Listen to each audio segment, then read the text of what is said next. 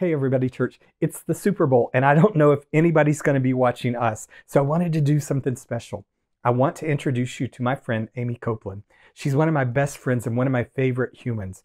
A few years ago, she lost her hands, all of one leg, and part of another leg after a ziplining accident. She was infected with flesh-eating bacteria, and they had to amputate. Whenever I'm down, discouraged, feel like I can't do life anymore, I watch Aimee tell her story because it always pumps me up because she's full of light, she's full of joy, she's full of love, she's full of energy. And every once in a while I get to have dinner with her and I just want to fly. She's amazing. I'm going to shut up. Here's Aimee. Let's have church. Good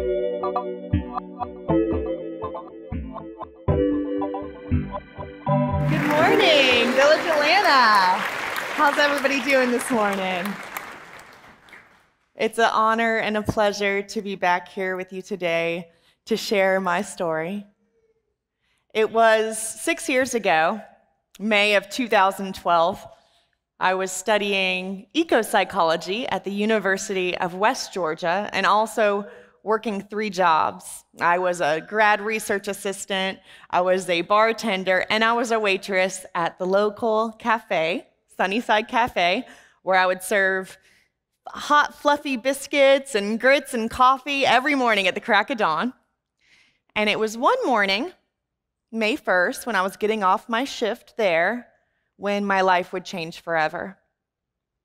One of my fellow waitresses invited me to come hang out on her property. She rented a huge yard with a river that ran right through the back. And it was a beautiful day, similar to today, warm but breezy. I couldn't say no. And as I went back there, we were wandering through the yard on this idyllic spring day. There were baby birds and a nest in the shed. There were pet bunnies. And there was the little Tallapoosa River. And we started wading down the little Tallapoosa River. And that's when we stumbled upon this old homemade zip line. And I don't know about y'all, but I was raised in the South. And when we see a rope swing or some boards going up a tree, we don't ask questions, we just jump off it. And that's what we did. There were 3 of us there, and we each went across the river. And it was on my second go on this old homemade zip line that I heard 2 horrifying sounds. The first sound was the crack of the zip line snapping, and the second sound was the thud of my body hitting the very sharp rocks that lay below. Now, if you were watching the news when this happened to me, you probably thought I was in Costa Rica or something, because they were showing stock footage of the rainforest. And that's not what this was like. This was like a dog runner with handlebars. And I looked down at my left leg there lying amongst the rocks, and a very sharp pain was emanating, and the river was just turning red around my leg. And we knew it was bad. It was a long cut, and it was curved, so it created this flap-like effect, showing parts of my anatomy that I never cared to see. And when we got to the hospital, the ambulance did come. It pulled me right out of the river, and it took 22 surgical staples to close up that wound. And while we knew it was bad, what we didn't know was that it was harboring a stowaway. In that cut was the flesh-eating bacteria, and my left leg was quickly rotting. And in fact, over the next 72 hours, my left leg rotted completely to the hip. And at this point, I couldn't move, I couldn't speak. The only words I could manage to mutter were, "I think I'm dying." And when I got to the emergency room, they confirmed that I was correct. I had necrotizing fasciitis, and I was dying. I was immediately life-flighted to Doctors Hospital in Augusta, where they have a renowned burn unit, and they treat flesh-eating bacteria very similar to how they treat a burn. My parents were immediately contacted, and they're driving down I-20, which has all lanes except for one closed for construction. I'm sure you can imagine what it's like being the parent of a 24-year-old girl who you've just been told probably won't make it through the night and being on I-20 in one lane, crawling. And before they even got to the hospital, the doctor said, "We can't wait any longer. When she got here, we were trying to save her leg. Now we're trying to save her life." And at that point, my parents consented to the amputation of my left leg. When I got to doctor's hospital, all my vital organs were failing, so I was immediately put on full life support. My entire left leg was removed, along with a large portion of flesh from my torso. And over the next 24 hours, I would be fighting for my life. The doctors told my parents there was a 99% chance I wasn't going to make it through the night. And my parents, devastated to hear this, asked, "Well, what can we do?" And the doctor said, "You can pray, and you can urge everybody around you to do the same." And that's what they did. My parents joined hands in prayer. My dad reached out on his USC Gamecock message board and asked all his buddies on there to pray. And the University of West Georgia held an all-night prayer vigil in my honor. And the next day, the doctor said, "We can't believe it. Last night, Aimee's lactic acid levels rose to 10 times the normal level, which is 3 times the survivable level. And there's no reason she should be alive right now." Mind-boggling, incredible, unbelievable, astonishing. These are the words that the doctors used to describe my recovery. So I don't know about y'all, but I think the prayers worked. Thank you. But I wasn't out of the woods just yet. Over the next 2 weeks, I would continue to be on full life support, on dialysis, on a medication called vasopressin. My blood pressure was so low, my vital organs were not getting enough blood, so they would put me on a medication that would feed the blood from my extremities to my vital organs. And the drawback of that was that over that 2 weeks, all the veins and capillaries in both my hands and my right foot collapsed. And the very first thing I remember, because I'm basically unconscious in a drug-induced coma at this point, is my dad holding up my hands for me to look at. And they were curled up, lifeless. My palms were dark red, my fingers were purple, my fingertips were black. And he said, "Honey, your hands are not healthy, and they're hampering your progress." And he was asking for my consent for the doctors to amputate my hands and my right foot. And y'all, in that moment, I knew I wanted to live. You could have told me that you were gonna have to decapitate my whole body, and I would have been just happy being a head in a jar. I wanted to live so bad. I remembered Viktor Frankl. I remembered a book I had read in my psychology department just 6 months prior called Man's Search for Meaning. Viktor Frankl was held in a Nazi concentration camp, separated from his wife, all his loved ones. And he wrote this book in that concentration camp. And if I was going to summarize the whole book for you, he says, when everything goes wrong, when everything seems out of our control, when the circumstances are not in our favor, we have one freedom left. There's one freedom that we always have, and that's the freedom to choose our attitude. And for Viktor Frankl, that was his rebellion against the Nazis. That was the one thing they couldn't take from him. And in that moment, looking at my hands, surrounded by my friends, my family, and my loved ones, I knew that I had that same choice, and I chose to fight for life. That was a turning point for me. Over the next few months, I would spend all my time in hospital beds, surrounded by other people laying in hospital beds. When I left Doctors Hospital in Augusta, I was taken to the Shepherd Center in Atlanta, which is, many of you may know, a very renowned spinal cord injury rehabilitation center. And a lot of people are like, "Aimee, why did you go to a spinal cord center? You're not paralyzed." And in retrospect, I'm really glad that that's where I went, because think about it. If I had been at an amputee hospital, surrounded by people maybe missing one leg, and here I am missing all of my extremities, I might have felt really sorry for myself. But here I was, and both of my neighbors couldn't move anything but their face. And that put things in perspective real fast, to realize that I wasn't the worse off. And one day when it really put things in perspective was when one of my neighbors asked the physical therapist, could he have his limbs amputated so he could use prostheses like I could?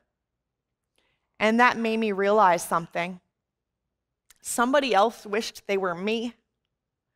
After all I had lost, there was somebody else who wanted to trade places for me, and that made me realize I could not take anything for granted.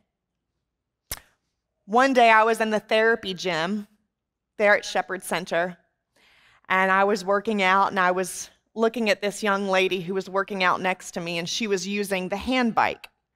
And I was admiring this woman's beautiful hands, these long fingers, comparing her hands to my stumpy nubs that I had left. And I just started crying. And at this point, I was emotional a lot. They had just taken me off the opiate medication that had kept me numbed. You know, I realized opiate medication not only numbs physical pain, it numbs emotional pain as well. And as soon as I came off that medication, I began grieving. And so I carried around a box of tissues with me everywhere I went. And the physical therapist handed me the box of tissues and saw that I was admiring this young woman's hands. And she said, she might have beautiful hands, but you're the only one in this room who can control your bowel and bladder. That reminded me not to take anything for granted. And so, you know, when we have Thanksgiving and everybody goes around and says what we're grateful for, I try to think of like the smallest thing. So this year, it was my right knee. Knees are great, don't forget that. And I think this next year, it's gonna be my elbows. Like, can we just give it up for elbows right now? How fantastic are they? Let me bring things to my mouth. I don't know how I would do it without them. And how often do we forget everything we have to take for granted? How often do we take those things, the pettiness of our own issues, the traffic, the long lines, this, that, the other, and forget elbows? How awesome they are. They don't get near the appreciation they deserve. And being there at Shepherd Center reminded me of that. It reminded me that we all have our struggles. You know, you can see my scars really clearly on the outside, but every one of us in here has been through something. We all suffer. And if you're the one sitting in the audience today thinking, oh, not me, nothing bad's ever happened to me, just wait, it's coming. But you know, I think we can see our pain as something that connects us. Our pain doesn't have to isolate us from other people because it is the same pain in me that I feel that is the pain in you that you feel. And that makes us the same. No matter what you look like, no matter where you come from, no matter what you've been through, we share that very deep seed. And you know what we also share? That we just want to be loved. We just want to be happy. And so even though we all have these pains together through this community, through this village, we can make a difference in each other's lives. And so sharing that pain and the recognition that we share pain and we want the same thing is empathy. And what we do with empathy, how we act on that, is compassion. And the act of compassion is what has led to so much healing for me. You know, it's like you think you're helping somebody else, but you're the one that gets helped in the end. I know you guys know this. I've seen the things that y'all do here, helping other people. And people ask me, you know, how can you smile after everything you've been through? How can you stand up here and have such a positive attitude? And it is through compassion. It's through that which connects us all. You know, it was really kind of nice at Shepherd Center. I mean, they spoil you rotten there. I had a call button on my bed I could press, and my ladies in waiting, nurses, would come to my every beck and call. But then I went home, and there was no call button, and there were no ladies in waiting. And I quickly learned if I wanted something, I had to figure it out.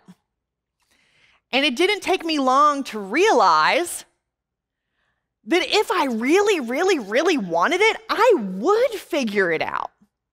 But I had to really, really, really want it. So if there was something I didn't really care about, like let's say the laundry needed to be done, there's no way I could do that. I have no hands. How could I ever do that? But if there was something I really wanted, like let's say my tablet died and I couldn't get on social media, y'all, I would have the charger in my mouth, one leg against one wall, my forehead on the other wall. I would spend 2 hours if that's what it took to get that thing plugged in. And this gave a whole new meaning to that old idiom where there's a will, there's a way. You know, I think sometimes we get stuck on the way. We forget the will part. The word will comes from the Old English willa, which means to desire, to want. So yeah, you can do anything you want if you really want it. And I learned this over and over and over again. So when I first got out of the Shepherd Center, it was August in Atlanta. I mean, it was hot, y'all. Y'all know how it gets here. I had super long hair. First thing I wanted to learn how to do was put my hair in a ponytail. So I went to my occupational therapist, and I'm like, so how do I do this whole ponytail thing now? He just kind of shook his head sadly and said, well, all the upper extremity female amputees I know just cut their hair short. To me, that was not an answer. Granted, this occupational therapist was a man and bald. Maybe not the ponytail expert I had been looking for. But it was on that day that I vowed I would put my hair in a ponytail, not just for me, but for all the other upper extremity females that had just been cutting their hair short. And so I tried day in and day out. I bought all these contraptions off the internet, and I tried probably 47 times, 77 times. I failed 100 times. And it was on that 101st try, as I'm staring at this contraption that I'm using, this elastic hairband, that I hear this voice of realization. And it said, just tie a loop in the end of it. And now I know this was not my own voice because my initial reaction was, that's really dumb and it's never going to work. But the next person that walked through, I said, I've got this crazy idea. Will you tie a loop in the end of this for me? And on my 101st try, I got my hair in that ponytail.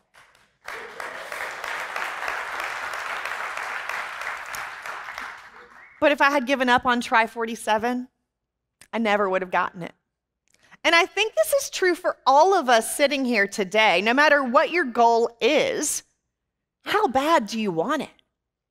Do you want it bad enough that you would be willing to fail 100 times? Because if not, you don't really want it. And these are the tests, these are the trials. Every failure is asking, how bad do you want this? And we are the ones who get to decide. I did figure out how to do the laundry eventually. Eventually, I wanted it. I've learned this lots of times, and a lot of people have also told me along the way what I would never be able to do again. And now I appreciate it when somebody says I can't do something, because it's like, a challenge. I get to prove you wrong. And I'm stubborn. I'm real stubborn. You know, when I was younger, they called me stubborn. And now they call me determined. I love that euphemism. So I have a left leg prosthesis that I can use. I wear it for about 30 minutes a day. And I initially started walking with 2 crutches with this prosthesis. And I would talk about how one day I was going to use no crutches. And I had a prosthetist pull my boyfriend aside and tell him, you know, I hear her talking about how she's not going to use crutches one day. I just want you to know that I've seen this before. She will always need 2 crutches to walk. And when my boyfriend told me about this, I was appalled. you've seen this before. I scoffed at this, and I said, we'll see about that. And so I'm crutching along with my 2 crutches, and one day I think, what would happen if I just lifted this one up? And I took about 7 steps before I face planted. Eventually, I got really good at walking with just 1 crutch. And one day I thought, I wonder what would happen if I lifted up this 1 crutch. And I took 10 steps before I face planted, completely unaided. Thank you. And today, I walk 30 minutes every day on a treadmill, holding on to nothing at all.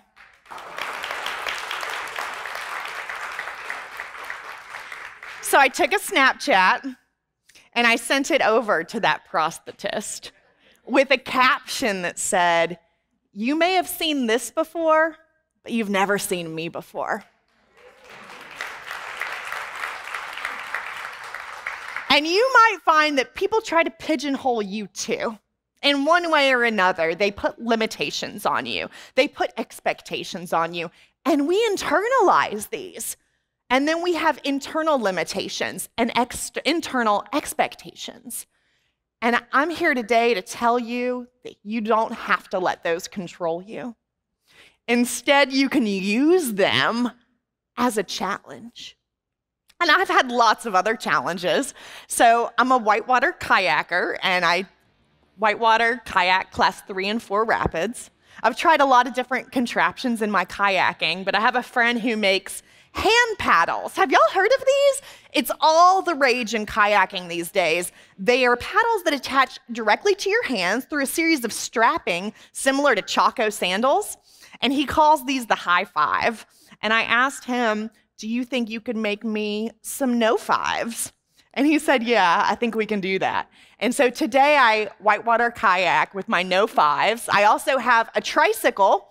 I went to get my tricycle and I said, I want something that has 1 foot pedal and 2 hand pedals, so I can really capitalize on everything that I have.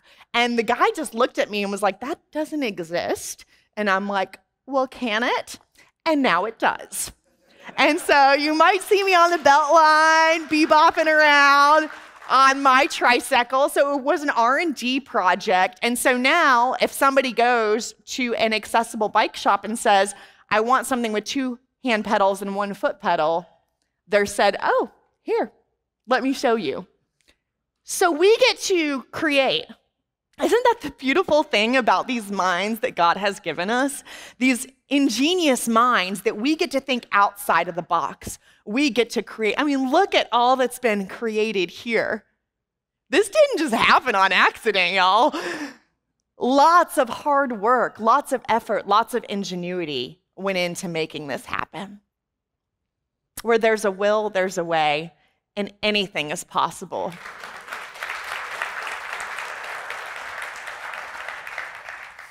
One of the most difficult lessons that I learned along the way, along this journey, it took a long time. And that lesson was about body image. We live in this society where the billboards and the magazines tell us that we have to be perfect and starving to be beautiful. And I woke up in a hospital bed missing a large portion of my body. And the girl who had been told all her life how pretty she was, that was what she was good for. That was what her worth was in. That was gone. And I had a nurse who was amazing at Doctor's Hospital. And I think she knew how this was going to impact me. We had a lot of conversations about it. What is the self anyway? Am I this body? I think everybody here can see that my energy can't be held by this body. It can't be contained. It's like spewing out of every orifice. And I think that's true for all of us. We are not physical beings. This is a vehicle for my time here on earth, and it is a fine one. It is a great one. And it's ephemeral. It's fleeting. It's going to grow old. Physical beauty fades. And I learned a lesson at 24 years old that I think it takes most people to middle age to learn. And that has allowed me to cultivate much deeper parts of myself and to realize that all this on the surface, this is just my carrier for my time on earth. I am not a physical being having a spiritual experience. I am a spiritual being having a physical experience.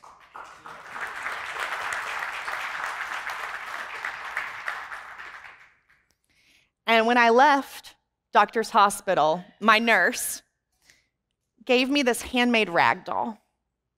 And I like to just take a second and say, this night nurse who works 12-hour shifts went home and hand-stitched me a freaking rag doll. Like, I thought I must be pretty special. Like, I'm her favorite patient ever. This lady really loves me. I reconnected with Jackie, the nurse, last year. She makes one of these for every patient she has. And what's so special about this doll is not that she stitched it by hand, but rather the message she wrote on the back of the doll's head, which I'd like to read you guys right now.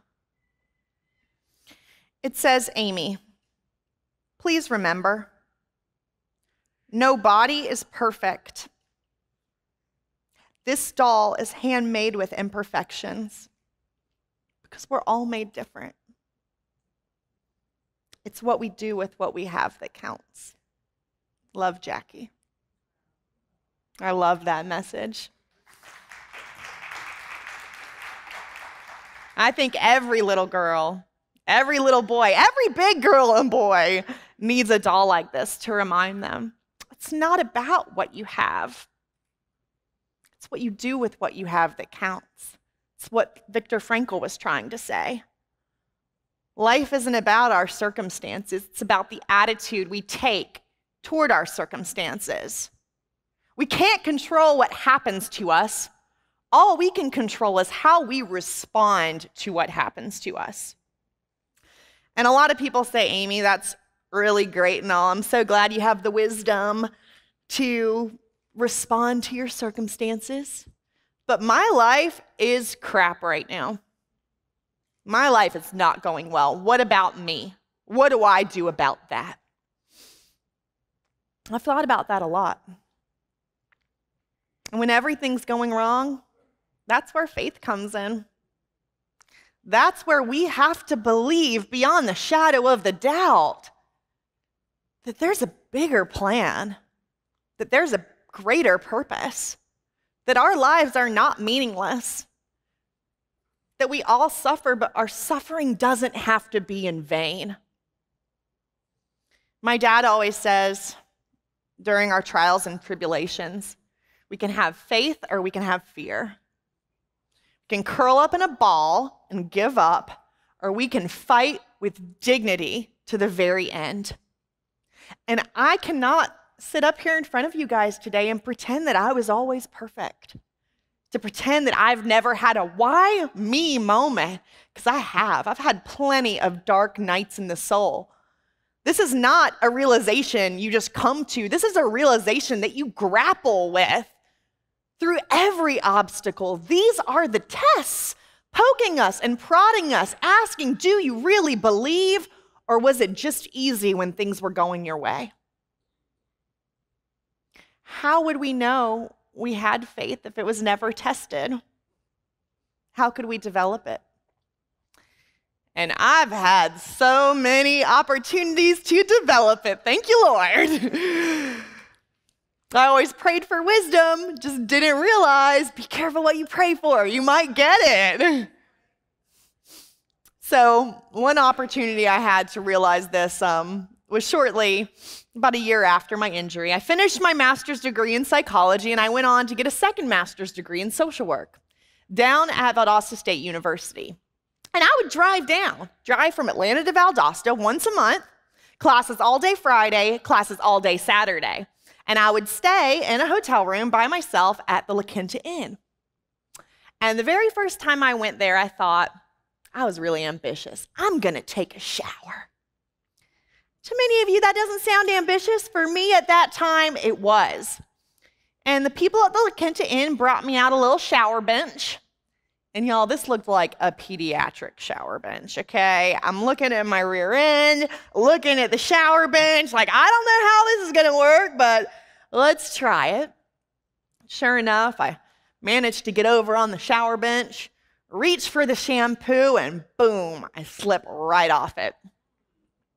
So I reach for the handicap grab bar, because that's what those are there for, right? Wrong. My arm slips between the grab bar and the wall, and so now my arm is twisted, and I'm sitting on the floor looking to in shower. And I just started wailing. I mean, I'm screaming, I'm crying, I'm why-meing. I don't even know what the people in the next room must have thought was happening. But I went on this for about 20 minutes. And it's amazing what happened after 20 minutes of this. Nothing. I was still sitting on the floor of the La Quinta Inn shower with my arm still twisted in the grab bar. And that's when I realized, saw the conditioner sitting there, and I thought that could make a great lubricant. And so the ingenuity of the human mind kicked in. I squirted some conditioner on my arm, managed to wriggle free, finished showering right there on the La Quinta Inn floor, got in my wheelchair, got into bed, and vowed never to take a shower at the La Quinta Inn ever again. And sometimes we just need to scream, and sometimes we just need to cry. And there is no shame in having emotions. You know, if you take anger and you bottle it up for a year after a year, what you have in that bottle is resentment. And that's why it's important to scream. And that's why it's important to cry. But it's also important to let go of that when you're done. And at that point, all we can do is take action. We can curl up in a ball and give up forever, or we can move forward. Because after every dark night of the soul, the sun will rise. And so I'm so thankful now when I have an obstacle, because I'm like, great, another chance to learn. I mean, how often in life do we go around and we group everything, it seems, in like two categories, good and bad. And we're like, give me all the good, but keep the bad away. And sometimes we're mistaken in our judgments because we are not the highest authority of good and bad. So I've changed this up a little bit because, you know, a lot of people would say, you know, quadruple amputations, that's really bad. But getting invited to speak at the Village Atlanta, that's really good, right? And just saying, nobody invited me on Sunday morning before my amputations. So maybe things can be good, bad, whatever, all at the same time. Maybe it's not up to us to decide. And maybe making those judgments boxes us in, keeps us from seeing things as they are, keeps us from learning what we ought to. And so I've changed this up. So instead of the good, bad trip, now I just see everything as it just is. It simply is. And my role is to be a tool to allow the unfolding of that higher will. And this kind of surrender is so freeing because it's like, I can't be wrong. I'm a tool of the Lord. I can't be wrong if I'm being guided in that way. Do I make mistakes? Always. Do I mess up? Of course. And each of these can be an opportunity. It doesn't have to be bad when you mess up. Messing up might be an opportunity to learn to say some very difficult words. I made a mistake. And to say those words with humility, which is so important in our communities together. To be able to say, I'm not perfect, and I don't know everything, and to be able to learn from one another. So about a year and a half ago, I had another opportunity for my faith to be tested. It was a Sunday afternoon, and I love cooking on Sunday afternoons. I love cooking a big Sunday lunch. And I was raised by a long lineage of Southern cooks. We like to cook everything from scratch. And on this particular Sunday, I was making one of my most favorite meals of all time, good old Southern comfort food, chicken pot pie. I love a good chicken pot pie. And like I said, we don't use Campbell's cream of mushroom soup in our chicken pot pie. No. We make our gravy from scratch. Now, if you know anything about making gravy from scratch, you take your fat and your flour. I like to use bacon grease. I like to use white lily flour because my great-grandmother swore by it and her grandmother before her. So you take those two things and you mix it up. And you got to stir this for like a good 20 minutes. This is called a roux. And it'll get to be a nice deep brown color. And then you can add your liquid, your broth, or your cream to thin it out into a gravy. And nowhere during this process can you stop stirring. It'll lump, it'll clump, all sorts of awful things could happen to your gravy. Well, this is where I was in the process on this Sunday afternoon when my best friend walks through my front door and says, "Aimee, where is your van?" And of course he means my fully outfitted, wheelchair-accessible van that Steve Raymond donated to me on the Katie Couric show a couple years prior. And I live in the city, and I knew immediately that it had been stolen. But here I was making this chicken pot pie. I couldn't stop stirring. I mean, it would lump, it would clump, it would burn, all sorts of horrible things that could have happened. So I'm stirring the chicken pot pie, and I'm like, all right, grab my phone, call 911. All right, put it on speakerphone. Let's call the insurance company. Let's call my parents. Got all that out of the way. And at this point, my boyfriend is upstairs too. And him and my best friend are like standing in the corner of the kitchen looking at me like, is she okay? Is she gonna snap at any minute? And I'm like, guys, the van has already been stolen. Ruining the chicken pot pie ain't gonna bring it back. This is gonna be the best chicken pot pie ever. This was my rebellion. I couldn't bring the van back. Ruining the chicken pot pie was not gonna help.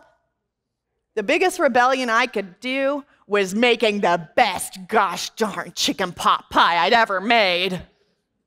And y'all, it was impeccable.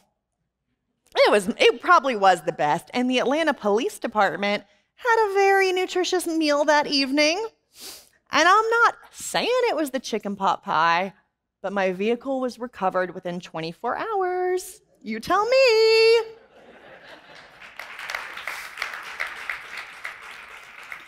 And during the whole process, I never worried. I legitimately was not worried. I think because I've been through so much, I've lost so much, and I've been fine every time. Like, everything has worked out fine, and I've lost way more than a van, things that can never be replaced. So I didn't worry, and I'm so glad I didn't, because those are moments of my life that could have been wasted. And instead, they were moments of my life I spent savoring a delicious chicken pot pie. That's how I want to spend my life, savoring every moment, not wondering what will be, not wishing I could change the past. It doesn't work that way. But how often do we get sucked into this? One bad thing happens, and we let it ruin our whole day. We let it ruin our whole week, our whole year. I've seen people let one bad thing ruin their entire lives. And we don't have to. We can surrender that. We can give that up. There was one thing I was worried about, though. This was a Sunday, and I had a 7:30 a.m. meeting the next morning at my new workplace. And I was working at Shepherd Center, the same place I once lay in a hospital bed. I was now on the case management team, and I had a 7:30 a.m. meeting the next day. And I looked up the MARTA bus routes. It was going to take me 2 buses and a train to get to the Shepherd Center. I thought that could take weeks. So I looked at Google Maps, and I saw that the Shepherd Center is exactly 5 miles away from my house. I looked down at my wheelchair odometer, and I saw that I can go exactly 5 miles per hour. So I reasoned, if I roll the whole way, I'll get there in an hour. And that's what I did. I went down Boulevard to North Avenue to Peachtree Road, and there are people out for their morning jog, and there's some people that look like they haven't been to sleep the night before.